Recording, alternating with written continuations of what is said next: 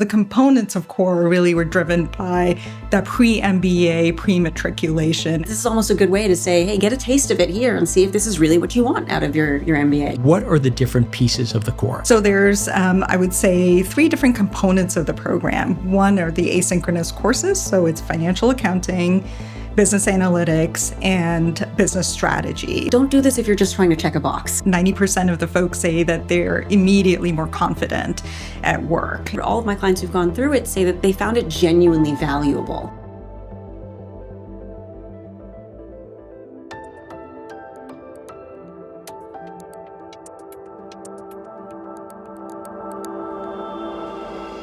For many MBA applicants, the real question isn't whether they've accomplished enough. It's whether they can convince an admissions committee they're ready for the classroom, especially with a softer GPA or limited quant background. One program I often recommend is Harvard Business School's online core. Today I'm joined by Simeen, Senior Managing Director of HBS Online, to talk about who should take it and how it can help. Subscribe on YouTube or follow wherever you listen to podcasts. Let's dive in. Simeen, thank you so much for joining us today. We really appreciate it.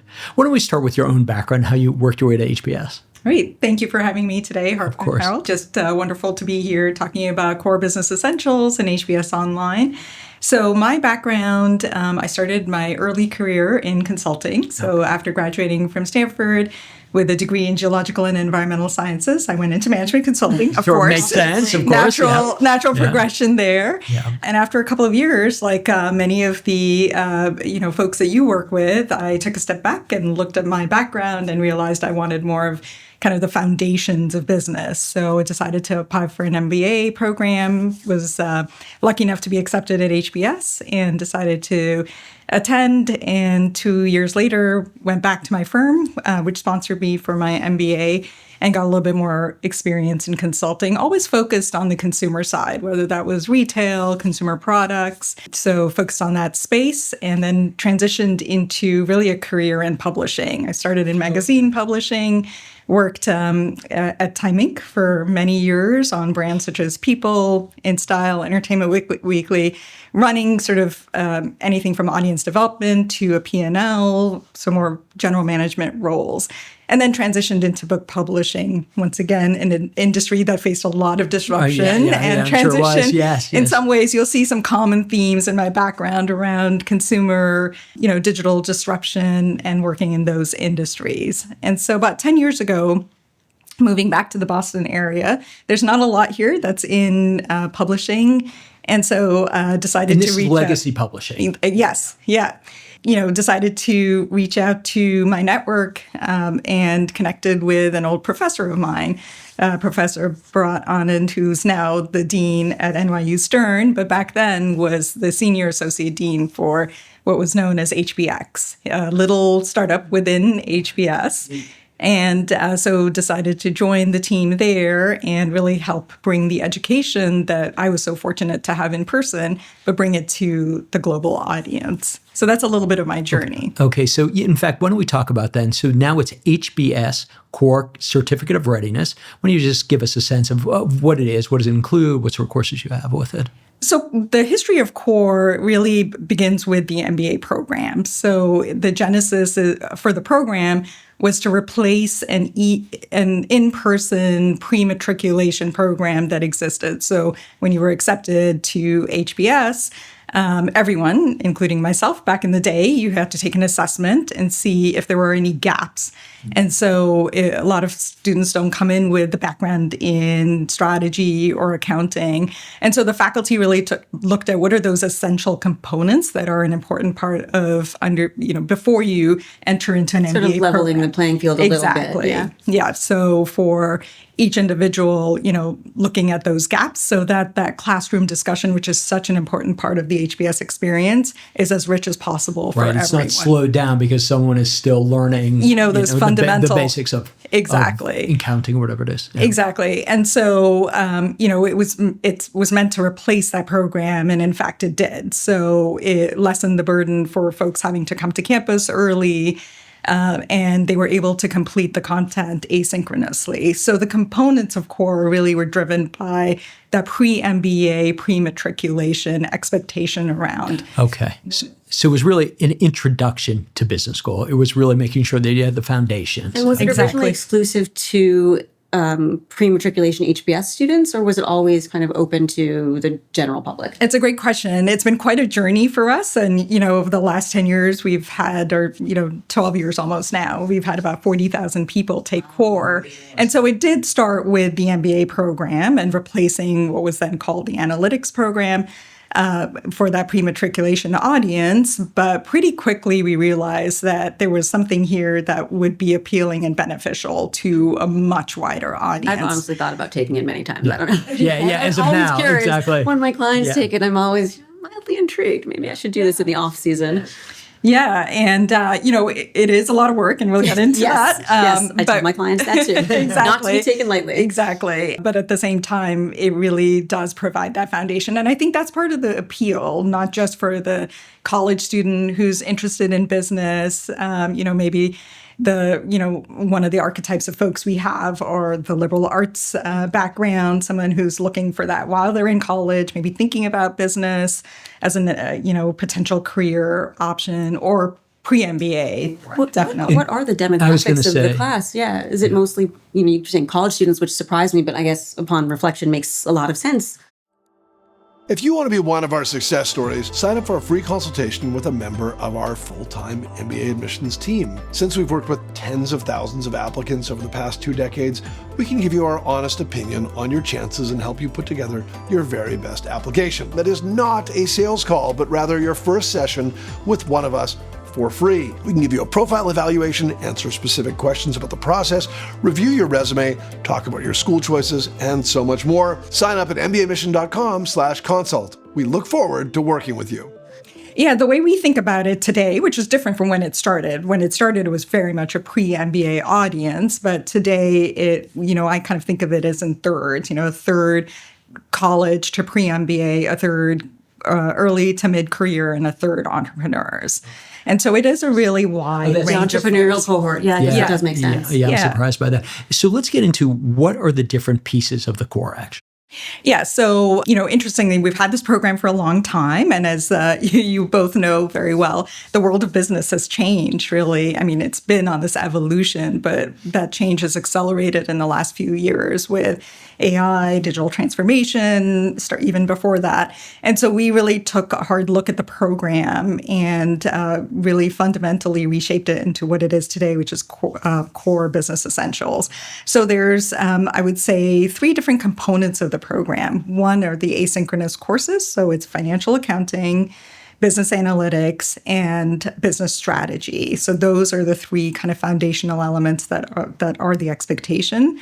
We also added this element around workplace dynamics, which we thought was very interesting. So there's a little bit of negotiation, a little bit of trust, and a little bit of ethics. And that's its own module at this point? It's its own module that's woven into the program. And we felt negotiations in particular is very important coming into a program. Any MBA program, you're going to get a little bit of that. And so just getting that exposure is really helpful as you walk into that classroom experience. We also decided to do a capstone. You did? Okay. And that's new? That's new. Okay. And that starts at the very beginning. So you bring a business problem or a specific situation to the table with you, and that, accompanies your whole experience. So every week you're codifying your learning into that capstone. So when you finish the program at the end of the 17 weeks, or however long it takes you to complete that, you walk away with sort of a 90-day plan, very action-oriented, and there's sort of a tangible outcome that you can take away from the program. That probably makes it also really digestible because you are kind of making it concrete in sort of real time as opposed to just learning the theoretical concepts. Yeah. In fact, just as an example, what would some of the capstone projects look like? So it's anything from, let's say you're a consultant and you've got a business problem that you're thinking about for a client, or if you work at a nonprofit and you've got an issue around growth, or if you're thinking 30-day about marketing starting plan or something. Exactly. Yeah, Not that those exist anymore. Right.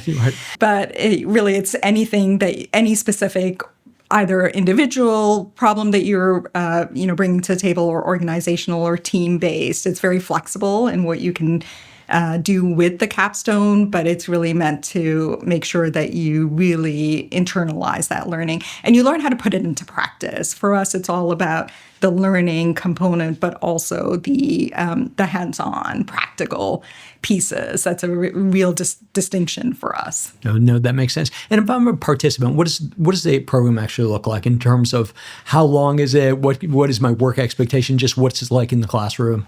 We have about 9 starts a year for core business essentials. It's about 17 weeks. So in the early days, we had multiple variations of the program. There was a 10-week version. There was a very right? compressed 10-week version. Then we had 14 weeks, and we played around with that. But we just felt that the 17 weeks, given that the vast majority of folks who take our programs are working professionals, just figuring out how that works into your already busy schedules is quite a task. And so we thought the 17-week program made the most sense. But we also built in a lot of flexibility into the program. So you start on a particular date, but within that 17 weeks, you can complete the program to, whatever degree. All of it is available to you. Now, it's available, but you have to follow it through sequentially. It unlocks over time, so it's not that you can bounce around in the curriculum. It is very intentional in its design. But in terms of the number of hours a week, most of our participants tell us that they spend 5 to 8 hours a week. But what that flexibility gives you is maybe you have a big assignment at work the next week, and then you can, do a little bit extra this week and less the following week. So that flexibility is really helpful for our learners. And the 5 to 8 hours a week, how much of that is actually being online, being part of that class? That is really the online component. So that's where, the multiplier effect of there's a lot of offline conversations. There's a lot of social connections. That is one of our pillars is to that social learning component. And that's really important for us so that we're enabling learners to experience a little bit of what it's like to be in a real classroom and learn. So there's also that network generation that's happening as well. Yes, absolutely. Because you actually start talking about it in sort of an active way, a social way as well. And it's also case-based. Like, how do all those things interact? Do you prepare cases with classmates of yours? Is that how it works? So it's really rethinking the case method for the digital environment. And I know you've had faculty on your podcast before. Professor Margolis was on here talking about the case method in the classroom. So we really rethought what that meant online. It is very much sort of that inductive learning experience. So you're unpacking a business problem. So you usually start with a question, and then you're asked to immediately say, okay, here's the problem statement or the issue that the business leader's facing. What would you do in their shoes? So usually it opens up in that way, much as it does in the classroom. Right, in actual classroom, yeah. And so you're kind of adding your thoughts, and your cohort is adding their thoughts as well. And so that's where you are kind of collaborating together to create your learning experience, because no two journeys are going to look the same based on that, much as it is in the classroom. But unpacking that business problem and, peeling off all those layers, you're starting to learn some of those business fundamentals much as you do. So then the video component, so that's our sort of cases where we film our protagonists. They'll come in and they'll give you a little bit more information or maybe some context around the situation that maybe you didn't know at the beginning. So you're not reading a whole case in its entirety, but you're slowly sort of unpacking the case as you go through the learning experience. Right. That makes a lot more sense, because to go through an entire case and prepare an entire case, that's a lot of work, and you're doing it with multiple people. That's hard. And okay, so you're sort of pulling it out over time. Yes, yeah. And that is really, our platform is purpose-built to make it that interactive experience. So you're not reading a huge amount of text at the same time or consuming a lot of video. It's a little, broken up into 2-minute, 3-minute segments where you're doing a different activity. So it's very active. So we've got case-based, which is based on that business problem, real world business I problems. think it also keeps the students engaged to have that kind of spread out over time versus, a homework assignment. Exactly right. Going into sort of the cave for, hours on to hours and then coming back. Yeah, you're not doing that in isolation in this program at all. You're interacting with the platform, with each other. And we treat it very much like storytelling, much as it is in the classroom as well. You are kind of weaving those business stories into the learning. And we found that the learning sticks more in that way, if you can recall the stories as opposed to the actual facts. You might not remember the numbers from a particular case, but you may remember the takeaways because it's based on real people's experience. What's sort of the enrollment or application process? Because I'm thinking about class makeup as you're talking about case studies and the social component of learning, and I'm imagining my clients, but somebody who's much farther along in their career and how they blend. It's very much a very simple process to go through. We have a few requirements. You have to be over 18. English language is a requirement. But once you meet those requirements, it's pretty open to anybody who's interested in taking the program. And we often say, unlike other programs where you have applications where the barrier is high, but the, exit barrier may not be as high. Here, the barrier is very low, but the exit barrier is high. The more you put into the program, the more you get out of it as well. And that's kind of the grading component as well. It doesn't have a formal grading component. The capstone is really what we have moved towards. We did in the past have a final exam, but we've learned over time this audience, it's a working audience. It's not so much about getting to that right answer. It's really about the thought process. And we felt that the capstone is a much better reflection of your learning over 17 weeks. I'm more thinking of the pass with honors or high honors that we put on our clients' resumes and whether they should take it for credit or not, which I think is that still an option now to take it for credit or not? No, yes, we've moved away from that option, and I think partially to recognize our audience, and we take audience feedback very seriously. We look at reviews, we solicit feedback from past participants, and over time we found that the important components is that learning and the ability it's not about the credit. Exactly. It's that ability to apply it in your day to day. And I think, on the balance, making sure that we're providing those skills when you have a limited amount of time with these learners because they are so busy, you want to make sure that you're maximizing that. So is that preparing for a test or learning a skill that you can apply at work? And so I think the trade-off there, we've landed on that work Yeah, side. That makes sense. In fact, I would imagine the most challenging part of this entire thing is sort of balancing your life.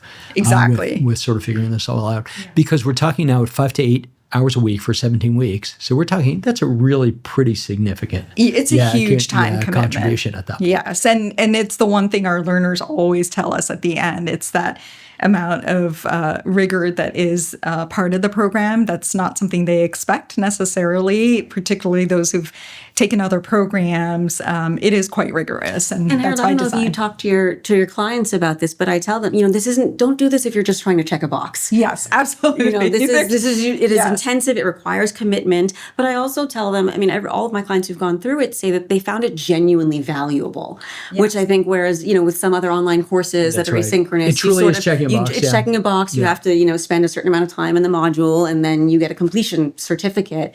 But there's really no measure of what you've learned. And so I think, my clients who genuinely want to learn, I encourage them to do this, but not just for their applications. Yeah, absolutely. I think we hear that. We do research. City Square Associates, which is an independent research entity, surveys our past learners, and the stats that we see, they're on our website. You can see them. 90% of the folks say that they're immediately more confident at work, and that only comes from that practice and the learning. It doesn't happen overnight by reading one article. It's really immersing yourself. Absolutely, yeah, and to the point that you have actually, to take a step back, you've actually fairly dramatically changed the program over the last. When did you go from core to core essentials? Is that core business essentials in May? In May, okay. Yes. So this is really so it's very recent. Okay. Yeah, and we have a lot of new content, AI content, I'm sure. Other elements as well in the program. No, I'm sure. So what we generally recommend our clients is if they have potholes in their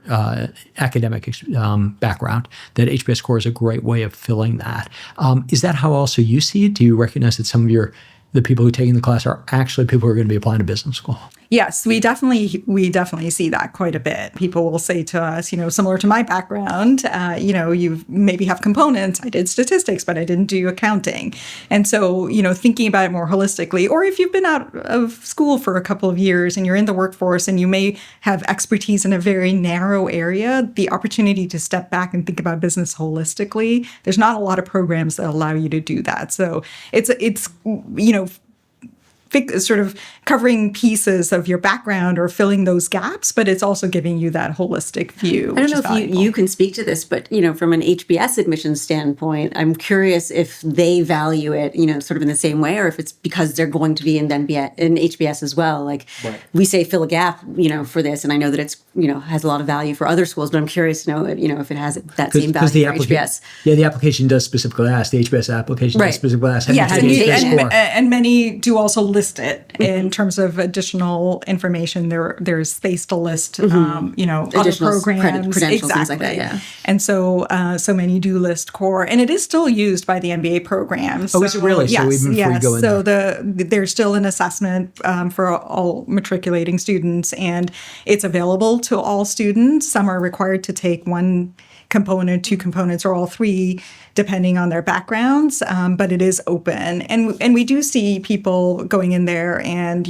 shoring up before their first exam in accounting and things like that. So it is available and very much still in tune with the first-year MBA curriculum. No, that makes sense. Can an individual take the HBS core in pieces, meaning just one module versus another module? Yes, great question. You can take financial accounting, and that actually is available for credit through the Division of Continuing Education. So we offer it as a certificate course, and the Division of Continuing Education at Harvard also offers it for credit. So there's financial accounting, business analytics, and business strategy. So you can take that individually.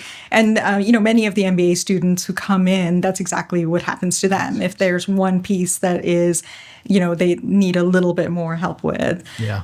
Financial accounting, that's scary. Yeah. It's scary in business schools. The thought of taking it again is really scary. Yeah, it's a hard one. It's that's probably that, and business analytics are more technically demanding, but it's, the way I think about it, it's not asking you to do very complicated math. It's really about more of the concepts and giving you that ability to practice those concepts in application.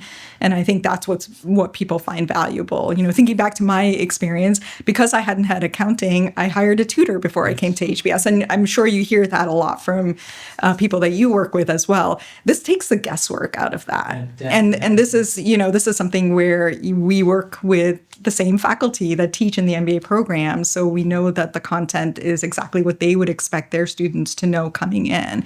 And so that makes it very valuable. That's really interesting, actually, because sometimes it's up to us to recommend courses, to recommend other ways that they can supplement their own backgrounds, and to know that HBS core is exactly what they need to know. That's actually very reassuring to me as I recommend these things. Yeah. And particularly in today's world, look, you can go out there on an LLM and learn any single thing, but you have to be self-directed and know which pieces. And that works for a lot of people. But if you're looking for some curriculum that has a lot of backing behind it and a lot of thought behind what went into each minute of learning, that's really where the value of core business essentials comes through. In fact, sort of a basic question here, who's actually teaching the courses? Who created the curriculum, and how did that all develop? So it's all done by Harvard Business School faculty. And so we work with faculty members to create the courses.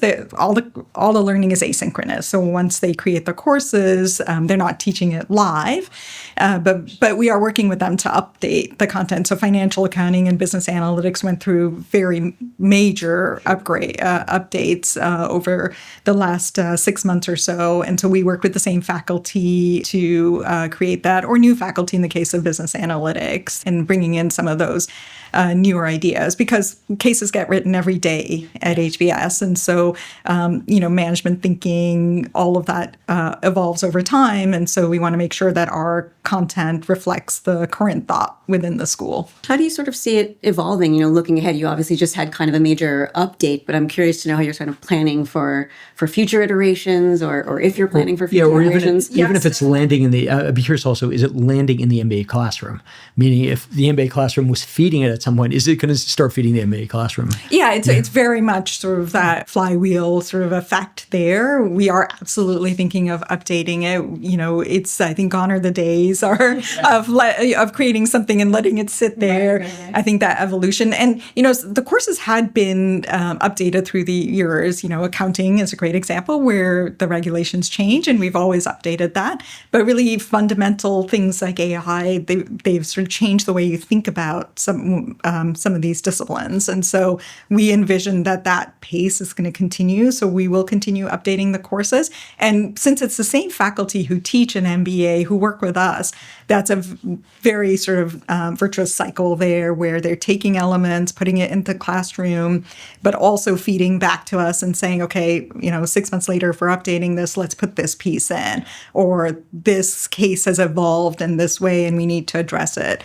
And sometimes the cases are evergreen and the lesson makes sense, but sometimes they need to be updated. So it is very much a living product in that way. So we're working together. Yeah, that pace of iteration now, just you always must feel like you're behind. You almost have to be running now in the world we're in. And I'm sure in many ways, I suspect maybe it's even easier to update it that professors themselves are not quite as ready to update their own cases as quickly. Well, you know, I think a lot of that has changed. Even in the classroom, there's a lot of new content that's coming in and, you know, new cases being written on many of these topics. And so I think, you know, that's what keeps the classroom discussion vibrant, because you're always bringing in today's experience and today's lens. And so that is the social component when we talk about case-based, you know, active and social, that third pillar of what we do. It's those connections with the community and your learning community, essentially. So people are bringing in experiences working in Southeast Asia or Europe or wherever they are in the world, and bringing those experiences to bear. And that's a lot of what keeps the learning fresh as well. They're saying, well, this is how it applies in my industry or in my area. And will students who are taking part in the HBS core, how do they actually interact with each other? So there's a lot of interaction on our platform. So if you answer a reflection question, if maybe we ask you, well, how much do you want to price that ticket? Mm-hmm. Other people will comment and say, well, I agree or don't agree. You know, they build on each other. We also have in our courses simulated cold call. So it'll pop up Okay. and ask you a question, and then you have like 90 seconds to answer. Yeah. And so it very much replicates that classroom. As scary as live, you know, I can imagine. Our learners tell us they get that, that little jolt. Exactly. Yeah. But people are commenting on that. In some cases, we've built AI tools to replicate the faculty commenting on it as well. And so it is a very dynamic experience. And then, of course, people connect offline as well. We have a pretty robust community for in-program and then post-program as well. And then people create their WhatsApp communities, their social communities in many different ways as well. So the learning extends beyond the classroom. Yeah, no, that makes sense. Does the learning extend in terms of people's thoughts about even attending business school? Will people go to HBS Online and then maybe that actually maybe surfaces some hesitation? Yeah. Or either way, right? They either feel like they're sufficiently educated at that point, or they feel like, okay, maybe this isn't quite the direction I want to go. We see many, many different examples of many pathways. You know, often we'll see people coming to us and saying, I don't need an MBA. You know, I'm just going to take HBS Online and a few other courses. And we've got great testimonials on our site that talk about this. We have someone who's an aspiring pastor who wanted to start his own nonprofit. And he, wanted to just take core and then say, okay, these are enough skills. But that actually, then he wrote back to us and said that actually motivated him to apply to an MBA because it sort of whet his appetite for more. And he discovered that he loved learning this way. And so that's something where, that really introduced something. For many people, it's reinforcing that, okay, this is what I want to study. Because the concept of an MBA is nebulous to a lot of people. They don't necessarily realize what they're coming into. And so a lot of people, we always tell people it's a great opportunity for you to see, do you like learning about businesses from all these different aspects? Are you going to be comfortable, in the case of HBS, spending 2 years immersing yourself in all these companies and That's a really good point, it? because I think so many of our clients, apply to HBS in part because it's HBS, it's the brand name. And then a lot of them, I talk to them and I tell them, it's going to be academically intense. It's going to be challenging. This is not something you're going to coast through. And they don't fully. So if you're trying this is almost a good way to say, hey, get a taste of it here and see if this is really what you want out of your MBA. Yeah, exactly. Do you like learning about accounting? Do you like learning about strategy? Do you like learning about operations? All these components that, some people come in with just a very narrow background. So, to answer your question, we see a lot of different types of backgrounds and expectations coming in. And some people do leave and say, yes, this is what I wanted out of the program. But many people then say, well, maybe this is the first step in a much longer journey. And we've been around now for 12 years, and we've seen those pathways of people taking core, then going into the MBA program, going into executive education programs, so things like that too. So as we've evolved, we've seen our audience grow with us. That makes sense. In fact, beyond core, what other HBS online offerings are there? We have about 35 different offerings now. So we have certificate courses that are, anywhere 5 to 7 weeks. We've got core. We have a longer year-long program called Climb, which is more of a credential program. It's fully asynchronous and meant for slightly more experienced leaders who want a bit more of a rounded out business experience. So we've got a variety of programs that fit many different learners. Okay, that's great. And also it sounds like people at much different stages of their career. Yes. When all said and done. Yeah. Oh, that's really interesting. Yes, Simeen, and where do most of your students come from? Are they domestic? Are they coming from overseas? We have a wide range of backgrounds and geography. So we see a pretty big split. It's about 60% international, 40% U.S. That's high international. Yes, it is a very much a global community. And one of the benefits and differentiators for us is that once they complete the program, they join communities around the world. And so we've got geographic-based communities. We've also got interest group-driven communities. And so it's a great opportunity. A lot of us take our networks for granted, but for many people, I would hazard a big percentage of the 40,000 people who've taken core, this is one of their communities and networks. And so we see a lot of people connecting for various reasons. Should I apply to this MBA program? Right. Should I, interview for this type of job? I'm starting this business. Does anyone have any idea in this region? So many different wonderful connections happen. And that is one of the benefits of joining that HBS Online community. Yeah. Also, I don't want to jump over that number, 40,000. That's a lot of people. That's 40 years of HBS classes. I mean, that's a lot of alumni. And the notion here you have the opportunity to connect with them in any way is sort of amazing to me. And in fact, many HBS faculty will tell us that, in the course of my life, exactly, I may teach, several thousand students, but by creating this online program, I'm able to reach tens of thousands. And so that scale and impact really is that opportunity. Yeah. No, that makes sense then. It really delivers on the mission of the school. Simeen, thank you so much for joining us today. We really appreciate it. And again, if people want more information, by all means, go to the HBS Core website. Yes, thank you. Good. Exciting news! You can now access On Track by mbaMission for free. Take our 2-minute onboarding questionnaire to personalize your learning path. Choose the free plan, and you'll have unlimited access to our complete modules on MBA application timelines, standardized testing, your professional background, community leadership, school selection, and more. You'll also get access to select lessons from our brainstorming, personal statement, essay, resume, and recommendation modules. It's a great introduction to the On Track platform and will help you jumpstart the MBA application process. Get started today at ontrack.mbamission.com.